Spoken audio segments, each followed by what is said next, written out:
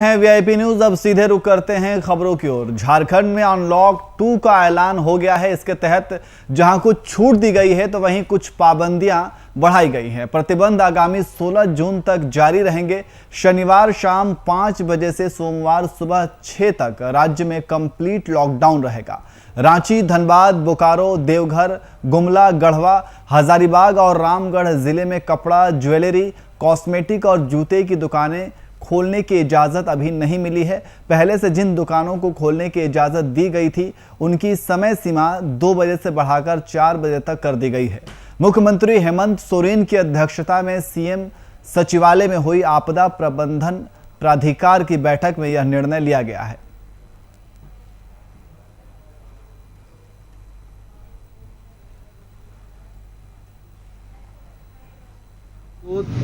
23 जिले हैं जिसमें जो पूर्व की भांति 23 जिले में जो चीज़ें खुल रही थी, खाली उसमें ये सैलून वगैरह बढ़ा है और बाद बाकी सभी चीज़ें यथावत हैं। ठीक है। और एक ज़िला जो है जमशेदपुर में 2 बजे तक ही खोला जाएगा। और इम्पोर्टेंट निर्णय ये हुआ है कि शनिवार को शाम 5 बजे से सोमवार सुबह 6 बजे तक कंप्लीट लॉकडाउन होगा, केवल इमरजेंसी चीज़ों को छोड़कर। जो 23 जिले हैं जिसमें जो पूर्व की भांति 23 जिले में जो चीज़ें खुल रही थी, खाली उसमें ये सैलून वगैरह बढ़ा है और बाद बाकी सभी चीज़ें यथावत हैं। ठीक है। और एक ज़िला जो है जमशेदपुर में 2 बजे तक ही खोला जाएगा। और इम्पोर्टेंट निर्णय ये हुआ है कि शनिवार को शाम 5 बजे से सोमवार सुबह 6 बजे तक कंप्लीट लॉकडाउन होगा, केवल इमरजेंसी चीज़ों को छोड़कर। जो 23 जिले हैं जिसमें जो पूर्व की भांति 23 जिले में जो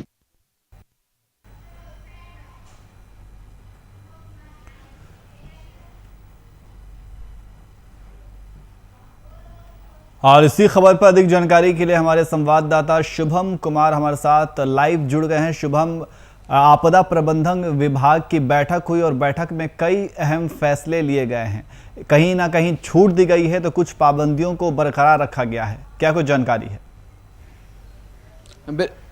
बिल्कुल नियाज, देखिए जिस तरीका से कल देर शाम झारखंड के मुख्यमंत्री हेमंत सोरेन और आपदा प्रबंधन पदाधिकारी जितने लोग थे वहां पर उपस्थित थे और कहीं ना कहीं झारखंड में जो स्वास्थ्य सुरक्षा सप्ताह लागू है उस पर एक कड़ा निर्णय लिया गया है। क्योंकि जिस तरीका से झारखंड में कोरोना के रफ्तार को हम देख रहे थे, हालांकि झारखंड का जो रफ्तार है कोरोना का वो लगातार गिरता हुआ दिखाई दे रहा है और उसी को जड़ से खत्म करने के लिए मुख्यमंत्री हेमंत सोरेन की अध्यक्षता में आपदा प्रबंधन पदाधिकारी की सारे लोग की बैठक हुई और बैठक में कुछ ठोस निर्णय लिए गए। और जिस तरीका से झारखंड में साथ ही झारखंड को स्वास्थ्य सुरक्षा सप्ताह की अवधि को बढ़ा करके 17 जून की सुबह 6 बजे तक लागू कर दिया गया है। तो कह सकते हैं 1 सप्ताह का और झारखंड में स्वास्थ्य सुरक्षा सप्ताह लागू है।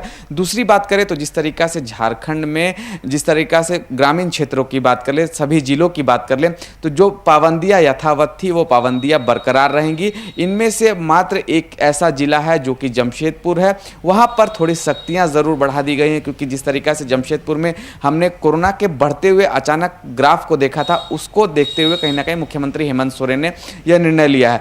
अगर इस कड़ी में और बात करें, जिस तरीका से झारखंड में स्वास्थ्य सुरक्षा सप्ताह लागू है तो झारखंड के 24 जिलों में 23 जिले ऐसे हैं जहां पर सैलून को खोलने की अनुमति दे दी गई है। और कह सकते हैं समय में थोड़ी तब्दीलियां की गई हैं। जो पहले स्वास्थ्य सुरक्षा सप्ताह में सुबह 6 बजे से 2 बजे तक ही प्रतिष्ठानों को खोलने की अनुमति दी गई थी, लेकिन अब उसे चेंज कर कह सकते हैं सुबह 6 बजे से लेकर शाम के 4 बजे तक 23 जिले में जो भी दुकानें खुल रही थी वो अब 4 बजे तक ही खुली रह पाएंगी। जी, लेकिन एक तरफ तो खुलने की इजाज़त थी, मेडिकल जो हैं जिसके कॉस्मेटिक जो मेडिकल के दुकानें हैं वो खुलेंगी और जो किराना दुकान है जो डेली ज़रूरी के सामान या सेवाएं जो दी जाती हैं वो दुकानें खुलने की इजाज़त दी गई थी। लेकिन अभी जो इजाज़त मिली है, क्या इन दुकानों को बराबर खुलती रहेंगी या फिर इनके अलावा भी और भी दुकानें हैं जो खोली जा सकेंगी? देखिए नियाज, सबसे महत्वपूर्ण जिस तरीके से झारखंड के 23 जिलों की अगर बात करें तो सरकार की तरफ से ये स्पष्ट कह दिया गया है कि जो भी दुकानें खुली थी, चाहे वो मेडिकल शॉप्स की बात कर ले, चाहे वो राशन की दुकान की बात कर लें, चाहे वो हार्डवेयर की दुकान की बात कर ले, कंस्ट्रक्शन लाइन की जितनी भी दुकानें उनकी बात कर ले, वो दुकानें सुबह 6 बजे से लेकर के शाम के 4 बजे तक 23 जिलों में खुलेंगी। और इसमें एक अतिरिक्त ऐड किया गया है, वो है जो सैलून और पार्लर है वो दुकानें खुल सकेंगी। लेकिन जिस तरीका से झारखंड में कोरोना के परिस्थिति को देखते हुए झारखंड सरकार ने एक और ऐलान झारखंड के स्वास्थ्य सुरक्षा सप्ताह के तहत किया है, जिसमें से शनिवार शाम 5 बजे से लेकर के सोमवार के सुबह 6 बजे तक झारखंड में कंप्लीट लॉकडाउन रहेगा। सभी दुकानें बंद रहेंगी। बस जरूरी सेवाओं को छोड़कर के सभी प्रतिष्ठानों को बंद करने का आदेश मुख्यमंत्री हेमंत सोरेन की अध्यक्षता में बैठक में यह निर्णय लिया गया है। और मेडिकल की दुकानें, पेट्रोल पंप, सीएनजी आउटलेट की जितनी दुकानें हैं वो खुली रहेंगी और बाकी सारी दुकानों पर ताला जड़ा हुआ नजर आएगा। क्योंकि जिस तरीके से साफ तौर पे कहा गया है कि शनिवार शाम 5 बजे से लेकर के सोमवार के सुबह 6 बजे तक एक कंप्लीट लॉकडाउन का स्वरूप झारखंड में अब देखने को मिलेगा। और 17 जून की सुबह 6 बजे तक झारखंड में स्वास्थ्य सुरक्षा सप्ताह लागू रहेगा। जी, और इसके साथ साथ जो सरकारी या गैर सरकारी जो विभाग हैं, क्या उन्हें खुलने की इजाज़त दी गई है? देखिए, मैं एक बात फिर से दोहरा रहा हूँ, जिस तरीका से जो परिस्थिति झारखंड में है कोरोना को देखते हुए, झारखंड के अगर 23 जिलों की बात कर लें तो सभी जगहों पर जो भी चीज़ें खुली थी वो यथासंभव बरकरार रहेंगी। सरकारी कार्यालयों में कम क्षमता में लोग जाकर वहाँ काम कर रहे हैं और प्राइवेट संस्थान भी खुले हुए हैं। तो कहीं ना कहीं जिस तरीका से जो 4 बजे का समय निर्धारित किया गया है उसके अनुरूप ही लोगों को अब अपने काम को करना होगा।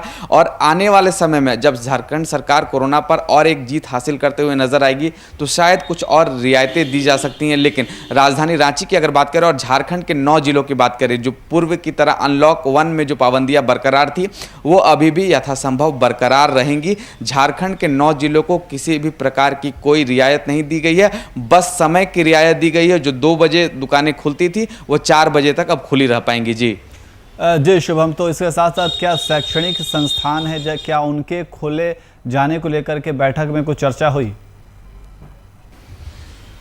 देखिए, बैठक में ज़रूर चर्चा हुई है, क्योंकि बच्चों के भविष्य के साथ लगातार सरकार विचार विमर्श कर रही है कि कैसे बच्चों को पढ़ाया जा सके। हालांकि सभी जगहों पर ऑनलाइन क्लासेस की शुरुआत तो हो चुकी है, लेकिन अभी फिलहाल कोई ऐसा अपडेट सरकार की ओर से नहीं दिया गया है कि शैक्षणिक स्थानों को खोला जाए। ऐसे कई चीज़ें हैं जो कि झारखंड की राजधानी रांची और झारखंड के तमाम जिलों में बंद पड़े। शैक्षणिक स्थानों की बात कर लें, स्कूल कॉलेजेस की बात कर लें, चाहे स्विमिंग पूल की बात कर लें, होटल रेस्टोरेंट्स की बात कर लें। हालांकि होटल और जितने भी रेस्टोरेंट हैं वहाँ पर होम डिलीवरी की प्रक्रिया का शुभारंभ बहुत पहले से हो चुका है, वो यथासंभव बरकरार रहेगी। लेकिन अभी लोगों को बैठकर खाने की अनुमति नहीं है। तो कह सकते हैं पाबंदियां जरूर हैं। और उसी बीच राज्य सरकार लगातार राज्य की जनता से अपील कर रही है कि सरकार का परस्पर सहयोग करें, तभी जाकर हम इस कोरोना के संक्रामक बीमारी को जड़ से खत्म करने पर कारगर साबित हो पाएंगे। दूसरी बात करें नियाज, इसी कड़ी में जिस तरीका से झारखंड में तमाम लोगों को एहतियात बरतने को कहा गया है, क्योंकि तीसरा लहर दस्तक झारखंड में देने ही वाला है और उसको लेकर लगातार सरकार चिंतित नजर आ रही है और सरकार उस पर भी कहीं ना कहीं कोई कदम उठाते हुए भी नजर आ रही है।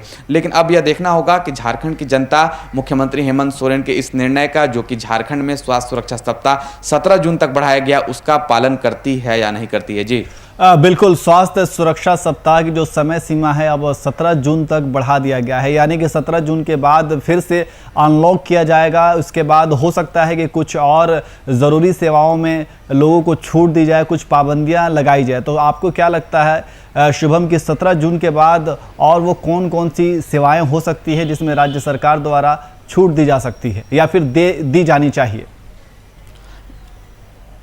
देखिए, ये कयास लगाए जा रहे हैं कि जिस तरीका से झारखंड में हमने कोरोना पर जीत हासिल की है, आंकड़े में काफ़ी गिरावट आया है, कोरोना के ग्राफ काफ़ी कम देखने को झारखंड में मिल रहा है और रिकवरी रेट भी ज़्यादा है, मृत्यु की दरें कम है। तो कहीं ना कहीं सरकार अब उस दिशा में पहल कर रही है। अब होटल रेस्टोरेंट की खोलने की बारी आ सकती है, सिनेमा हॉल को खोलने की बारी आ सकती है। सरकार उस दिशा में पहल कर रही है। हालांकि अनलॉक 2 में बस सिर्फ सैलून खोलने की अनुमति दी गई है। अब इंतजार है, राज्यवासियों को इंतजार है, सभी की निगाहें राज्यवासियों की निगाहें राज्य सरकार के उन निर्णय पर टिकी है जो कि 17 जून को लिया जाना है और 17 जून को ये पता चल पाएगा कि झारखंड सरकार और क्या रियायतें झारखंड के वासियों को देने वाली है। लेकिन रियायतों के साथ पाबंदियां जरूर बरकरार रहेंगी। अनलॉक 3 में भी ये संभावना जताई जा रही है कि सभी चीज़ों को अचानक से नहीं खोला जाएगा। अगर खोला गया तो झारखंड में कोरोना के आंकड़ों में एक बार फिर से उछाल देखने को मिल सकती है। तो सरकार ये गलती दोहराना नहीं चाहती है और सरकार लगातार कोरोना पर विचार विमर्श कर रही है और 17 जून को ही पता चल पाएगा कि झारखंड सरकार राज्यवासियों को क्या रियायत देने वाली है या नहीं। जी लेकिन शुभम, इस कोरोना काल में या फिर लॉकडाउन की जो प्रक्रिया चलती है, इसमें ज़्यादातर जो मुश्किलें देखी गई हैं वो लोग हैं जो ठेले पे या कोमचे पे लगा करके फल सब्जियां बेचते हैं। वो जो रोज़गार के लिए रोज़ डेली ठेला ले आते हैं, उस पे सब्जियां बेचते हैं, उनको काफ़ी परेशानियों का सामना उठाना पड़ता है। क्योंकि जिनके पास प्रॉपर दुकान है तो सरकार ने गाइडलाइन तो निकाल दी कि आप इतना समय से लेकर के इतने बजे तक आप दुकान खोल सकते हैं। लेकिन आम तौर पर यह देखा जाता है कि पुलिस वाले भी इन्हें काफ़ी परेशान करते हैं, जो रोज़गार के लिए डेली कुछ सामान खरीद करके ले आते हैं, सब्जियां बेचते हैं, फल बेचते हैं। बिल्कुल नियाज कह सकते हैं, क्योंकि महामारी के दौर में सबसे अगर आर्थिक संकट पड़ा है तो राज्य के गरीब तबके के लोग पर पड़ा है, जो डेली रोज़ाना कमाकर अपने परिवार का भरण पोषण करते हैं, चाहे वो ठेला खोमचा लगाकर बात कर ले, चाहे वो सब्जियों बेचकर बात करें। हालांकि झारखंड में सभी जगहों पर ठेले पर फल सब्जियां बिक रही हैं, इस पर किसी भी प्रकार की पाबंदियां नहीं लगाई गई है। उनके लिए भी वही सीमा रूपरेखा तैयार किया गया है जो दुकान में बैठे दुकानदारों के लिए किया गया है। वो भी सुबह 6 बजे से शाम के 4 बजे तक अपने इलाकों में, अपने गली, अपने मोहल्लों में ठेला लगाकर अपनी सामानों को बेच सकते हैं, अपने रोजी रोटी का कह सकते हैं यापन कर सकते हैं। क्योंकि मुख्यमंत्री हेमंत सोरेन ने साफ तौर पे कहा था कि झारखंड में जीवन के साथ जीविका भी ज़रूरी है, इसीलिए झारखंड में कुछ रियायतें ज़रूर दी गई थी और उन रियायतों का फ़ायदा कहीं ना कहीं गरीब तबके के लोगों को भी हो रहा है। लेकिन सवाल यह है, जो फास्ट फूड के जो ठेले लगाते थे, जो ऐसे भी लोग हैं, उनको काफ़ी मशक्क़तों का सामना करना पड़ रहा है। अभी भी उनकी दुकानें पर ताला जड़ा हुआ है। अब यह देखना होगा जब सरकार अनलॉक 3 की ओर बढ़ेगी तो क्या ठेले और खोमचे वाले को राहत देने वाली सरकार नजर आती है या नहीं आती है। जी बिल्कुल शुभम, 17 जून तक का लॉकडाउन लगाया गया है और अनलॉक 3 जो है वो 17 जून के बाद लागू की जाएगी। तो अनलॉक 3 में किन किन रियायतों को, किन किन सेवाओं में छूट दी जाती है, ये आने वाला वक्त बताएगा। बहुत बहुत शुक्रिया शुभम तमाम जानकारी के लिए।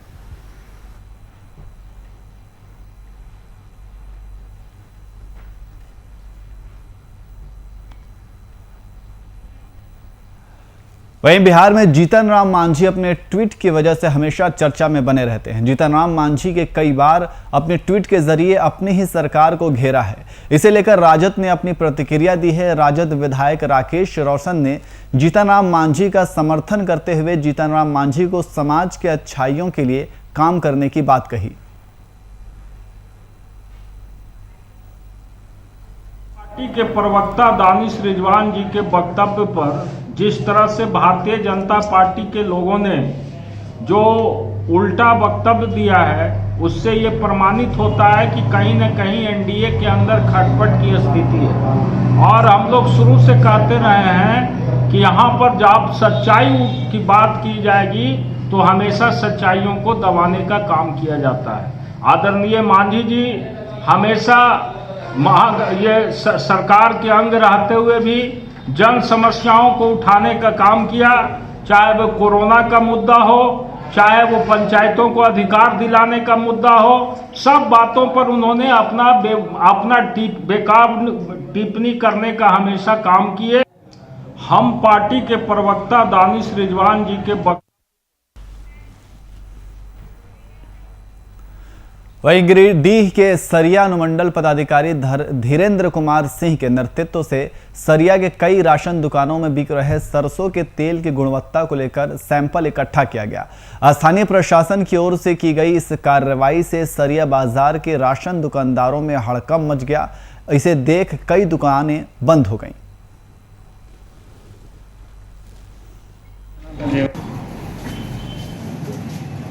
हो रहा विजयकांत बर्नवाल तेल खास करके सरसों का, उसमें मिलावट को देखते हुए उसका सैंपलिंग कर रहे हैं। सैंपल लेकर के और इसका सैंपल टेस्ट किया जाएगा। टेस्ट होने पर जो भी कार्रवाई होगी तत्काल सैंपल लिया जा रहा है। लोगों को जागरूक भी किया जा रहा है। साथ ही साथ ये लाइसेंस लेने की जहाँ तक बात है, लाइसेंस सबको लेने की आवश्यकता है। सबसे अनुरोध है कि लाइसेंस भी प्राप्त कर लें और सजग रहें।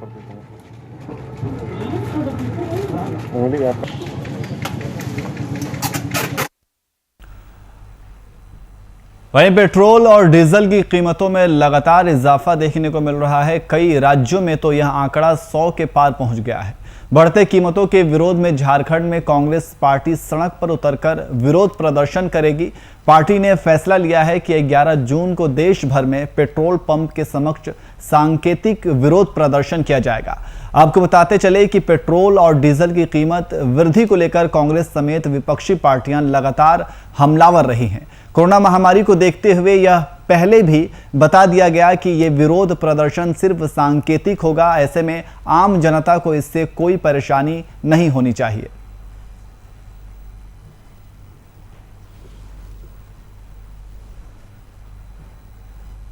आकाश की ओर बढ़ नहीं रहे, आकाश को छू गए। कभी भी हम लोग नहीं सोचे थे, किसी ने भी नहीं सोचा था कि छोटी जगहों में भी पेट्रोल डीजल की कीमतें 100 से पार कर गई। लेकिन आज हकीकत बन गई है कि 100 से पार कर गई। कांग्रेस पार्टी साथ साथ अन्य छोटी विपक्षी पार्टियां भी इसका विरोध करती हैं, लेकिन भारतीय जनता पार्टी की सरकार केंद्र में है, उसके कान में जू नहीं रही। ये उन्हीं की जिम्मेदारी है पेट्रोल डीजल में कीमतों को रोकने की, लेकिन वो कुछ कर नहीं रहे। आकाश की ओर बढ़ नहीं रहे, आकाश को छू गए।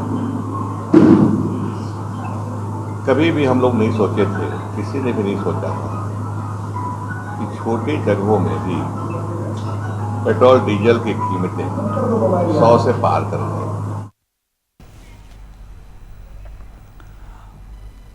वहीं हम पार्टी के प्रवक्ता दानिश रिजवान ने बिहार सरकार के संबंध में बीजेपी को लेकर बड़ा बयान दिया है। दानिश रिजवान ने प्रदेश बीजेपी पर बेभरोसे की सरकार का आरोप मढ़ा है। उन्होंने सरकारी काम सुचारू रूप से जारी रखने के लिए एनडीए में कोऑर्डिनेशन कमेटी गठन कराए जाने की मांग की है।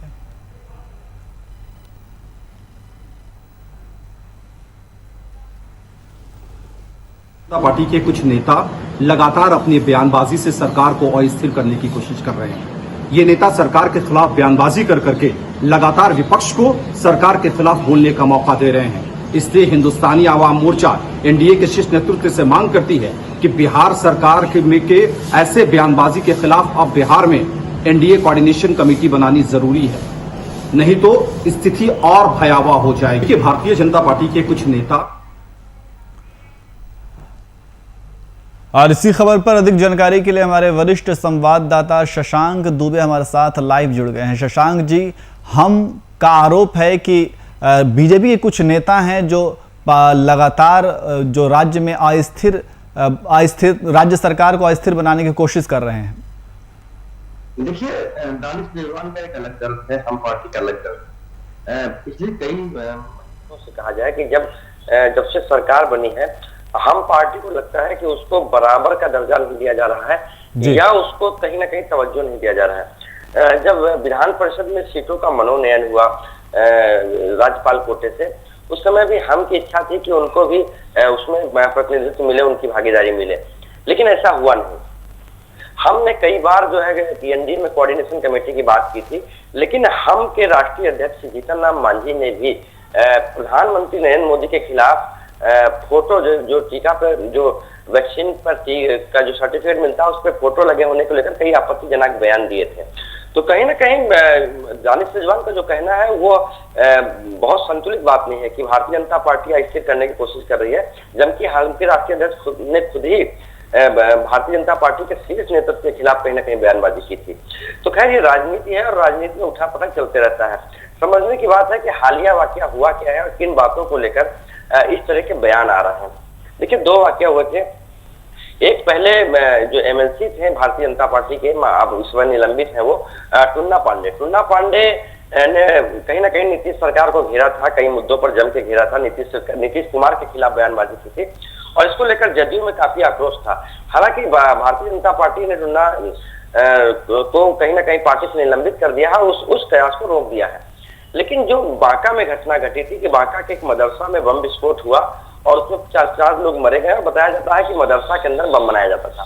इसको लेकर भारतीय जनता पार्टी के कई नेताओं ने, कई विधायकों ने बयानबाजी की, जिसमें कहीं ना कहीं उन्होंने ये कहा कि मदरसों में आतंकवादी गतिविधियां चलती हैं। इसको लेकर कहीं ना कहीं जदयू अनकंफर्टेबल हुई, क्योंकि जदयू का जो यहाँ पर काम करने का तरीका है वो भारतीय जनता पार्टी से इस मसले पे जुदा है। जदयू कहीं ना कहीं मुस्लिम कार्ड को खेलने की कोशिश करते रहती है हर समय, यानी अपने को मुस्लिम से दूर नहीं रखती है। तो इस तरह की बयानबाजी को वो कहीं ना कहीं सरकार के खिलाफ मानती है और यही वजह है कि जदयू, जो बसपा के एक विधायक जदयू में शामिल हुए थे जमा खान, उन्होंने कड़ी आपत्ति जताई थी और उन्होंने एक तरह से भारतीय जनता पार्टी के विरोध में बयान दिया था। तो इन तमाम चीजों को उन्हीं चीजों से कोरिलेट करके देखना होगा, क्योंकि जदयू बहुत सारी बातें खुद नहीं बोलती है और हम के जो प्रवक्ता हैं या हम के जो राष्ट्रीय अध्यक्ष हैं, उन्होंने कुछ समय से वही भाषा बोली है जो नीतीश कुमार उनसे बुलवा रहे हैं या बुलवाना चाहते हैं। क्योंकि नीतीश कुमार इसमें गठबंधन में है और नीतीश कुमार की संख्या बल कम है विधानसभा में। ऐसे नीतीश कुमार भारतीय जनता पार्टी को सीधे चैलेंज नहीं कर सकते हैं, लेकिन नीतीश कुमार एक मजे हुए खिलाड़ी है और वो कहीं ना कहीं इधर से और उधर से दबाव बनवाते रहते हैं। और दानिश रिजवान का बयान, नियाज और जीतन राम मांझी के पहले का बयान, वो कहीं ना कहीं एक तरह से भारतीय जनता पार्टी पे इनडायरेक्ट दबाव बनाने की कोशिश है सरकार में।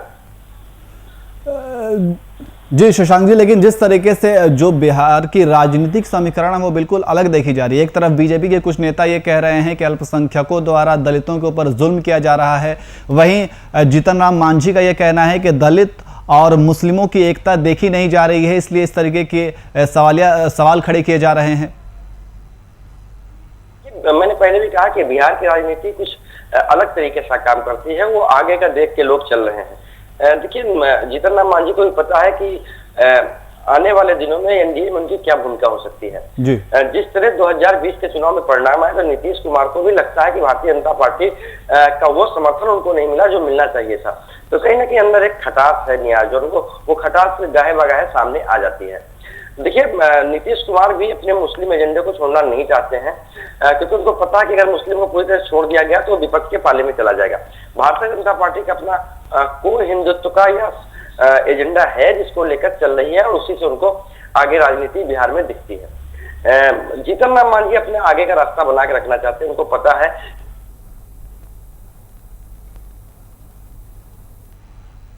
और दलित पूरी तरह से उनके साथ नहीं है, जो राजद के साथ भी है, कुछ भाजपा के साथ भी है, कुछ जदयू के साथ भी है। जी। उसके अलावा वो चाहते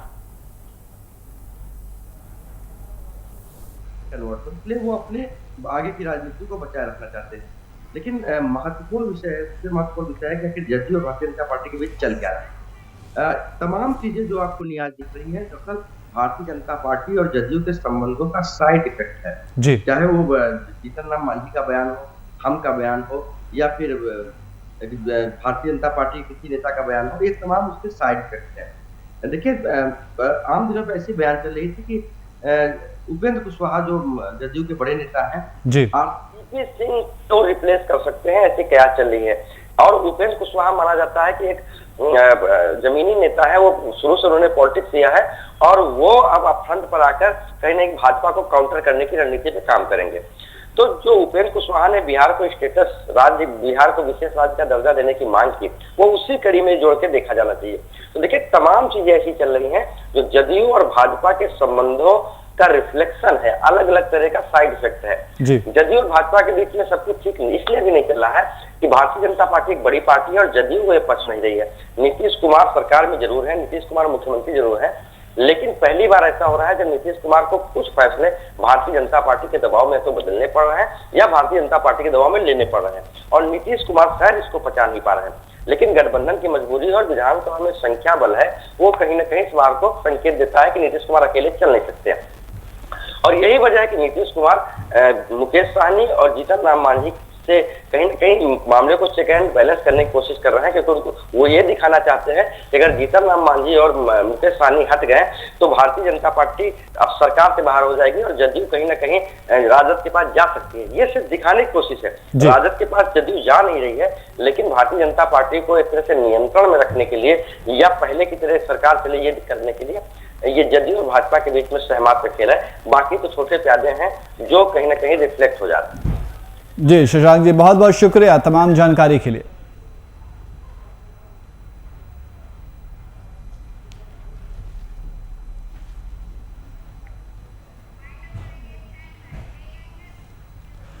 फिलहाल बुलेटिन में इतना ही। देश और दुनिया की तमाम खबरों के लिए देखते रहिए VIP न्यूज़। नमस्कार।